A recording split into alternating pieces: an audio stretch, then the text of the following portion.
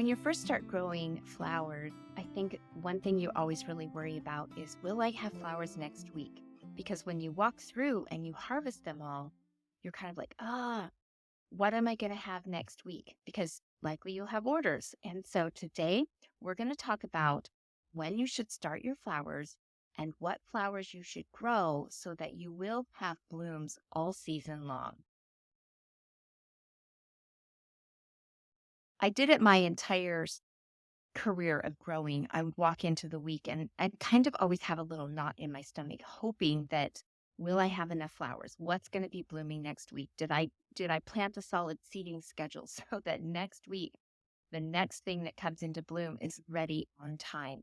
So when you're building that up, it's actually your seeding schedule, your planting schedule, all of that. And so we're going to visit that today on what you need to think about when you are planting your seeds and your plant.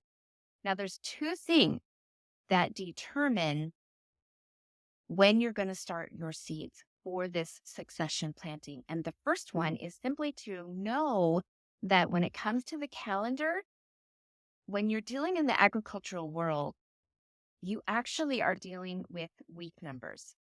So the first week of January is the first week of the year. The second week of January is the second week of the year. When you move into March, okay, or February, let's see, we've got February here, March. Well, like the last week of April is the 18th week of the year. And in the agricultural world, if you're ordering plugs or anything like that, lily bulbs, they'll ask, well, what week do you want that delivered? Well, if I say the 18th week, that means it's going to be the last week of April. So first of all, you need to know that. And I renumber my calendars based on the week number. And then I base my seeding schedule on that. So when I go out to seed my flowers, I can say, what things am I seeding on week 5? What things am I seeding on week 6? And that's how my seeding schedule can be arranged. Okay, so the first thing we're going to deal with when we talk about this is we're going to think about two major dates of when target dates. We're going to talk about two major target dates of when you are going to plant your flowers, your little plant outside. And the first one is your last frost, okay? You want to think about, well, when the end of spring, beginning of summer comes, when do I stop freezing? Because we all know the freezing is what's going to kill your little baby plants unless you can keep them protected, unless you can keep them in a greenhouse where they wouldn't freeze, okay? So for me, that's May 20th. I just kind of go with roughly May 20th is my last frost date. And that means that for anything that I am seeding or planting out, it's heat loving. You know, the soil will be warmed up to a certain temperature. There's no danger of frost anymore. And I can plant my heat-loving plants outside. Zinnias, cosmos, anything that, man, if they get nipped at all, they're not happy. The second date you can think about is much earlier than the last frost date. And I would say it can be 4 weeks before. And this is where you're probably still getting some light frost and you are planting things out that are cool flowers, okay? They can take a little bit of coldness, a little bit of frost, not really, I shouldn't say they can, but they really actually can. You're going to plant them out and you're going to give them some protection. You're going to use some frost cloth to protect them. And this is a lovely strategy because it can be a lot to get all of the planted when you are just going off of that last frost date. Plus, there's strategy you need here. You want to be one of the first people to market with flowers. So you really are going to start playing the game. Okay, how much sooner can I make this bloom? What can I do to make it bloom sooner? So if you are using heat-loving strategy last frost date, and then, okay, these flowers are cool, they can take a little bit cooler, and you're planting 4 weeks before that, you have 2 target planting dates, okay? I don't want to confuse you, but if you added in a hoop house, then you would have 3 target planting dates. And I have the hoop house, I have the things that I can plant outside in April and cover and protect. And then I have the things that are heat loving that I plant in May that I can cover and protect. That being said, I fudge. I will plant a couple weeks even prior to that because I know I am covering it with frost cloth and that will protect it.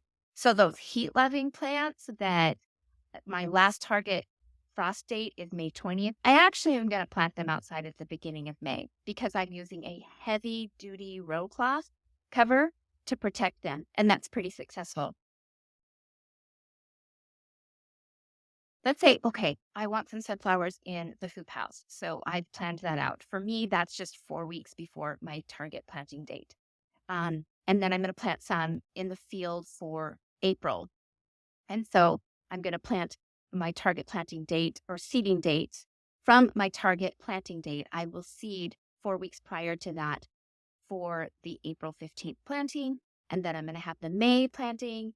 And then I'm going to just go boom, boom, boom, boom. So, I mean, when I start sunflowers for that hoop house, basically I can start them like every 2 or 3 weeks and just keep going. And then you'll figure out when the last seeding, let's say you started sunflowers on your last batch of sunflowers at the end of June.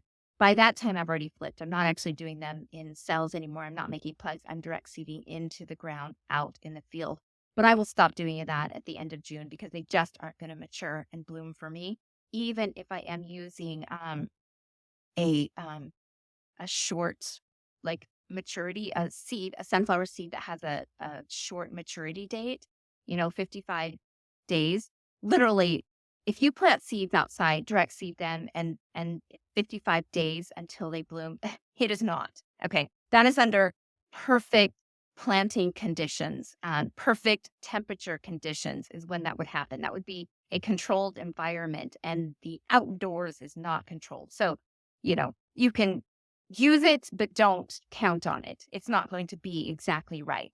So that's kind of how you succession plant so that you have lots of flowers all season long. And I actually have probably 6 different seeding schedules that I use. And then there's just one little sheet where it's like, okay, I'm just going to totally plant you sunflowers every 2 weeks. And then Godisha, I might try to do a little bit of Godisha in the greenhouse, and then I'll do some Godisha in the field. My Godisha in the field is always short. Okay, it's just always short. That's why I try to grow it in the greenhouse. But it is day length sensitive. So what makes that bloom is just when the amount of daylight is correct. Okay, that's what triggers that to bloom. So pretty much Godisha for me is June. Okay, we're on the longest days of the year, the shortest night of the year. And that's what initiates bloom for Godisha. Same with asters. Like I wouldn't try to get asters to bloom early in the season at all. They are going to be triggered by the amount of daylight in the fall. Okay, that's when they are going to do their thing. Godisha, you're not really going to get decent Godisha at the end of the season. I think if you planted a seed and you tortured it to death and it was trying to bloom when the days were getting shorter, it would do something, but it would be pathetic. So you just have to know that some flowers are day length sensitive, and that's what makes them bloom. It's the amount of day, the time of year that it is, the amount of daylight that they get outside.